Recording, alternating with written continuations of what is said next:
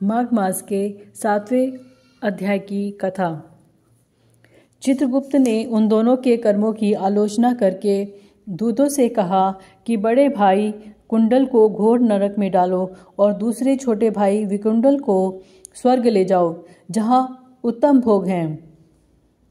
तब एक दूत तो कुंडल को नरक में फेंकने के लिए ले गया और दूसरा दूत बड़ी नम्रता से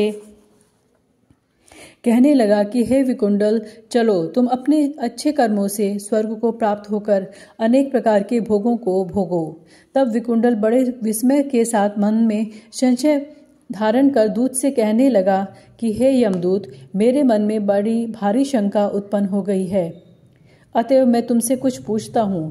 कृपा करके मेरे प्रश्नों का उत्तर दो। हम दोनों भाई एक ही कुल में उत्पन्न हुए, एक जैसे ही कर्म करते रहे। दोनों भाइयों ने कभी कोई शुभ कार्य नहीं किया। फिर एक को नरक क्यों और दूसरे को स्वर्ग किस कारण प्राप्त हुआ? मैं अपने स्वर्ग में आने का कोई कारण नहीं देखता हूँ। तब यमदूत ने कहा कि हे विकुंडल, माता पिता, पुत्र, पत्नी, भाई, बहन से सब संबंध जन्म के कारण होते हैं। जन्म कर्म के भोगने के लिए ही प्राप्त होता है। जिस प्रकार एक वृक्ष पर अनेक पक्षियों का आगमन होता है, उसी तरह से इस संसार में पुत्र, भाई, माता, पिता का भी संगम होता है, जिनमें से जो जैसे जैसे कर्म करता है वैसे ही फल भोगता है। तुम्हारा भाई अपने पाप कर्मों से नरक में गया, तुम अपने पुण्य कर्म के कारण स्वर्ग में जा रहे हो। तब विकुंडल ने आश्चर्य से पूछा कि मैंने तो आज तक कोई धर्म का कार्य नहीं किया, सदैव पापों में ही लगा रहा।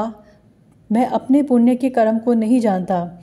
यदि तुम मेरे पुण्य के कर्म को जानते हो तो कृपा करके बतलाइए। तब देवदूत कहने लगा, मैं सब प्राणियों को भली भांति जानता हूँ, तुम नहीं जानते। सुनो।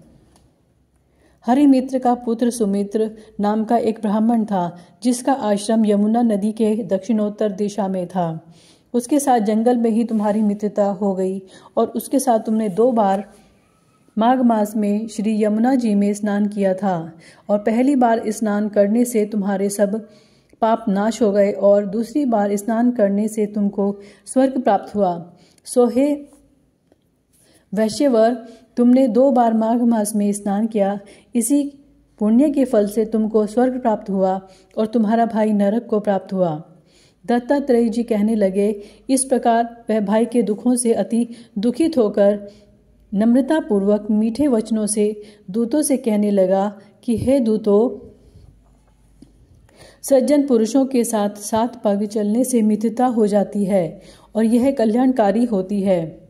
मित्र प्रेम की चिंता न करते हुए तुम मुझको इतना बताने की कृपा करो कि कौन से कर्म से मनुष्य यमलोक को प्राप्त नहीं होता, क्योंकि तुम सर्वज्ञ हो।